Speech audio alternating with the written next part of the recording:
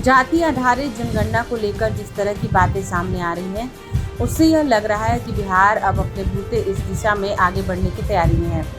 यह संभव है कि कर्नाटक की तर्ज पर बिहार सरकार भी अपने स्तर पर जाति आधारित जनगणना कराने का निर्णय ले। केंद्र की नरेंद्र मोदी सरकार द्वारा न्यायालय में हलफनामा देकर जाति आधारित जनगणना से इनकार की बात पर मुख्यमंत्री नीतीश कुमार ने साफ कह दिया कि वे इसे कतई सही नहीं मानते। आगे इस बारे में निर्णय को लेकर बिहार में राजनीतिक दलों के साथ फिर बैठक कर फैसला करेंगे। बिहार की स्थिति यह है कि 10 राजनीतिक दलों में 9 इनके समर्थन में हैं। केवल भारतीय जनता पार्टी को जाति आधारित जनगणना से इनकार है। बिहार से सर्वदलीय प्रतिनिधिमंडल ने जब प्रधानमंत्री नरेंद्र मोदी से भेंट की थी, तब उन्होंने एक स्वर में कहा था, प्रधानमंत्री से इस संबंध में बातचीत काफी सकारात्मक रही। उम्मीद थी कि केंद्र जाति आधारित जनगणना पर सहमत हो जाएगा, पर हाल ही में जब केंद्र सरकार की ओर से न्यायालय में हलफनामा देकर यह कह दिया गया कि वह जाति आधारित जनगणना के पक्ष में नहीं है, तब बात नए सिरे से आगे बढ़ गई है। नेता प्रतिपक्ष तेजस्वी यादव ने कहा कि केंद्र अगर तैयार नहीं होती है तो राज्य सरकार को अपने बूते जाति आधारित जनगणना करानी चाहिए।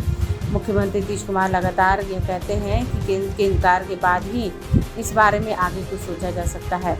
अब केंद्र का इनकार भी साफ तरीके से सामने आ गया, इसलिए मुख्यमंत्री ने सर्वदलीय बैठक कर आगे के निर्णय लेने की बात कह दी है।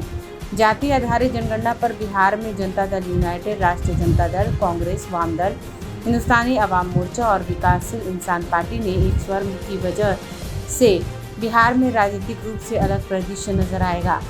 सभी एक तरफ और बीजेपी एक तरफ। देश स्तर पर अब जाति आधारित जनगणना के बहाने एक नया गठजोड़ दिख सकता है।